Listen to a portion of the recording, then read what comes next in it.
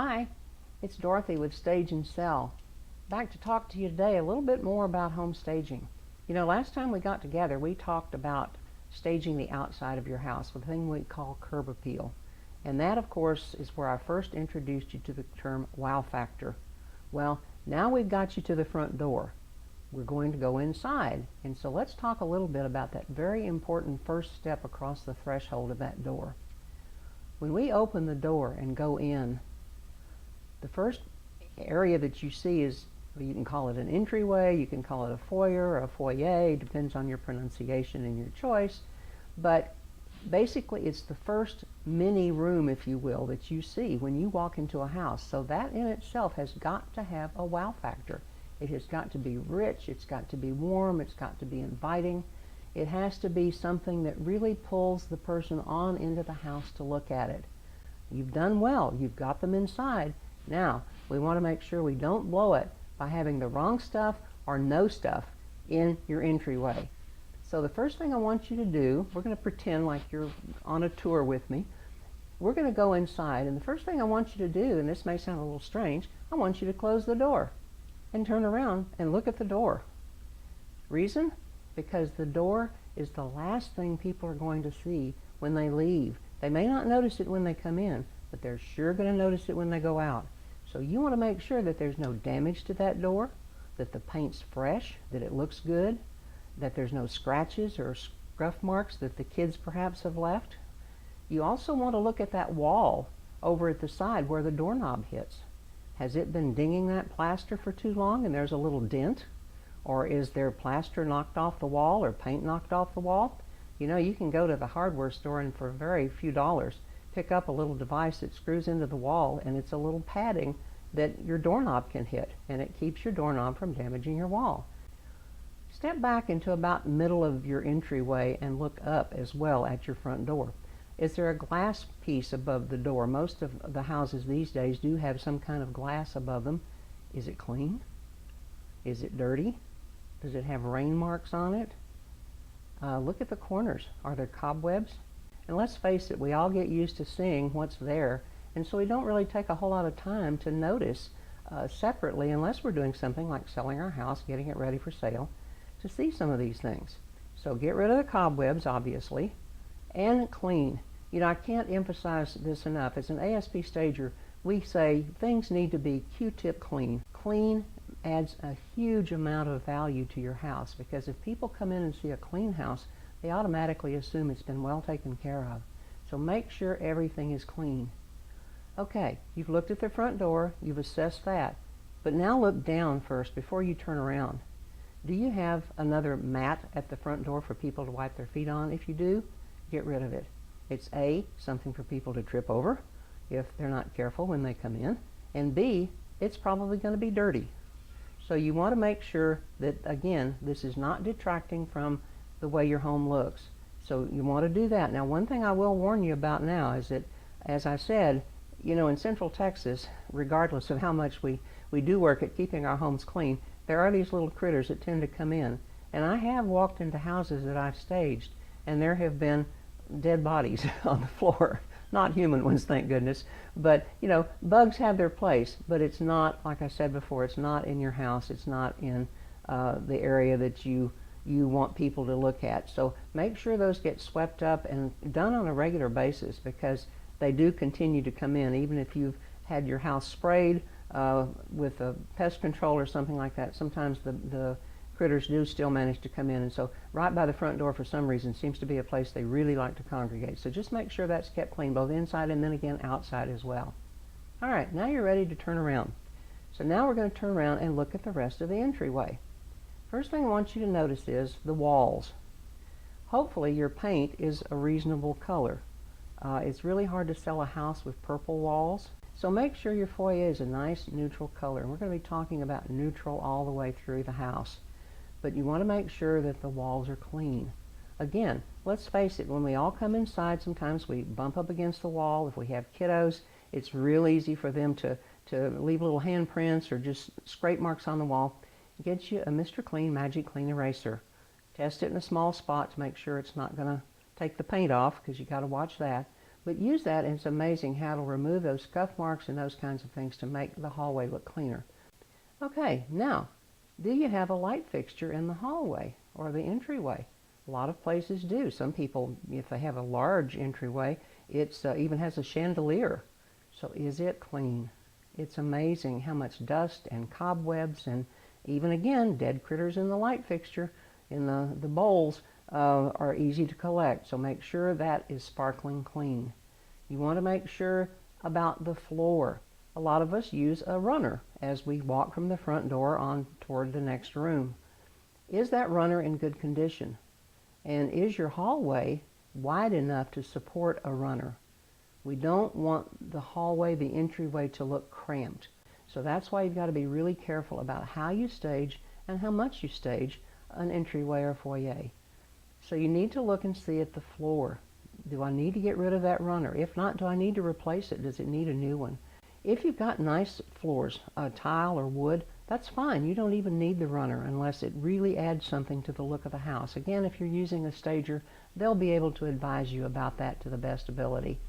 But if you're doing this yourself for some reason, or you just wanted to kind of get ready to have a stager come in, go ahead and take up that runner and see what your floor looks like. If you've got tile, it needs to be sparkling all the time. So you need to make sure that's clean. If you've got a hardwood or a laminate, that needs to also be sparkling. It needs to be really, really nice and just glowing. Because again, you're trying to come up with this warm, inviting atmosphere that's going to take you from that front doorway and pull you through into the rest of the house. Again, we want it to look nice. So what have you got in your entryway? Sometimes people have on the wall, they'll have a panel with coat hooks on it. Now, that has some pros and cons.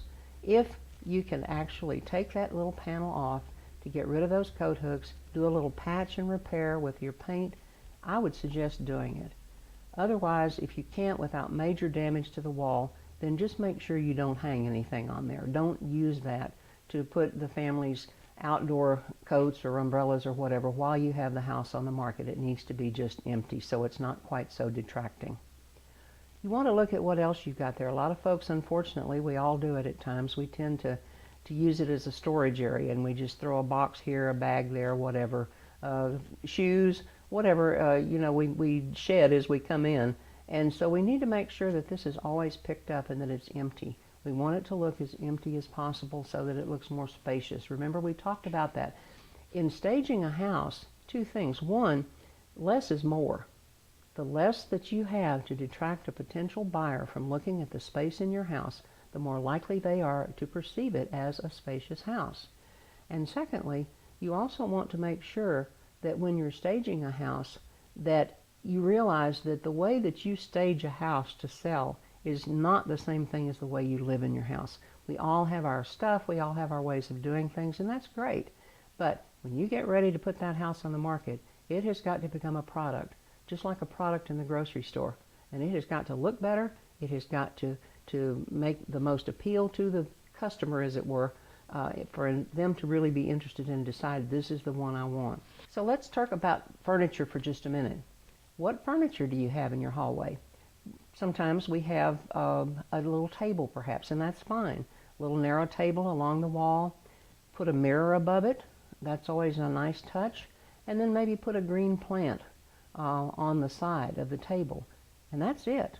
Don't crowd it with candles. Don't crowd it with knickknacks. Don't crowd it with other things. You want, again, space, but you want something that calls attention to it and to look at how nice it looks. So you want to be careful about what you put on there. You don't have to use real plants. A nice artificial plant is just fine. So you've put this on your table. If you don't have a mirror, or if perhaps you don't particularly like mirrors, you can get a piece of artwork. One large picture will work, or a group of 3 smaller pictures. You always want to do things in odd numbers when you're staging a house. You never want to use even numbers of things, like groups of pictures or whatever, things on your mantelpiece. You want an odd number, 1, 3, 5. Is kind of our rule that we use. So you want to make sure that you don't overdo, but you do want something on the wall. Now, if you don't have room for the table, just find you a piece of nice artwork. I personally like metal art. There's a lot of really attractive metal art out there these days, and it's pretty flat. So you've got it on the wall and it's not going to interfere with people walking through. A good way to judge too about whether or not to use that table in the foyer is, if you put it in there, can people still easily get by without feeling like they're going to bump into it? Because if they can't, then it's probably better to just get rid of it and store it for the time being and not try to use it. So you want to do that too. Just, again, be guided by what kind of space you have. Particularly if you're in a two-story house. When you walk in, I've been in many houses where you walk in to the foyer and immediately to the right or left is a staircase that's going upstairs to the second story. And that's okay, but take a really critical look at that. Especially the carpet. I've noticed that we all tend to just kind of not notice that carpet, and it can get really dirty really easily. So make sure that your carpet is cleaned. And I would really recommend having your house professionally cleaned, the carpet as well as the house itself, before your stager ever comes in to do their job. Otherwise, you're just putting stuff on top of dirty that might have to be removed or changed or lose the look, because the carpet later has to be cleaned. So go ahead and do that in advance. Make sure that staircase is clean. Again, look at what's on the wall as the staircase goes up the stairs. How much stuff do you have there? Do you have sconces? Do you have pictures? Do you have family portraits? You know, family pictures are wonderful, and we all love to have them because of the great memories that they give us. Family pictures, however, should not ever be in any room or on any wall in a house that's on the market. For one thing, people are going to tend to stop and take a look and go, oh, you know, that looks just like Uncle George or whatever. And they're not looking at the house if they're doing that. So again, you want to just make sure that you don't do that, because it's a detraction and you don't want people looking at those kinds of things. So if there's any personal pictures on that staircase hall or wall, remove those and put them up. You're going to have to pack them anyway when you get ready to move, so just go ahead and do it in advance, and that way you don't have to worry about it. A nice piece of artwork, appropriate for the size of the wall space there or at the head of the stairs on the landing as you go up the next flight, is great. You know, one thing too that a lot of houses have, and again this relates to the two-story houses where you do have a staircase, is just past the staircase in many homes there's a closet. Now actually, a lot of the homes that have been built in the last 10 years have put these in almost as a shelter in case of bad weather or some kind of situation like that, and so they actually go under the staircase a little bit. Unfortunately, all of us see it as a great place to store stuff, and it kind of easily becomes a storage closet. Sometimes we go ahead and hang a few jackets or coats in there too, but a lot of times it's just full of boxes. You need to remove those. You need to edit what is in that closet, because again, you want people to see what the function of the closet is. Oh, okay, if there's a tornado alert or something, this is a place I can take my family and be safe because it was designed for that. So you don't have to worry about it. Get the boxes out of there, store them in the garage or in a storage unit, whatever you've decided to do, and make that space show. And also, if you have some coats or jackets in there, edit it down to just 2 or 3 hanging neatly on one side with the same kind of hangers. This is not the time you want to pull out all the old hangers in the house. You want things to look coordinated. You want things to look like they match. And this is true really of all the closets in your house. If you just have a simple coat closet perhaps leading off of the foyer, it's very simple to just get rid of a lot of stuff. That most of them have a shelf in the top. Get the stuff off the top of the shelf. If you have to leave something there, just let it be a few things and let it be neat. You want the house to look spacious. You want people to feel like, when I come in here, there's plenty of storage space, because if you've got the closets crammed full, they're thinking, oh, there's a storage space area here and my stuff won't fit. You do not want them thinking that way. So once you've gotten somebody into this entryway, if they feel, if you'll excuse the ham a bit, if they feel like they've kind of been wrapped in warm, loving arms when they come into that house, they're going to be eager to go on to the next rooms to see what else is in store for them in the house. And you will have delivered on your promise of a wow factor. You will have made people think that you have a house that's been well taken care of, and you've got a house that's going to sell faster and for top dollar. Now that we've got you through the entryway and you're on your way through the rest of the house, next week I'd like to talk about something a little bit different, which we're getting into the larger rooms, and so there's a lot more to talk about. And a logical place for us to start is you go right from the entryway and into your living room. Some people call it the great room, some people call it a family room, but regardless, it's where your family does most of their living and or entertaining. So we want to talk about that, and let me give you some suggestions and ideas on how to stage that to where people come in and all they want to do is sink down on your sofa and stay there forever.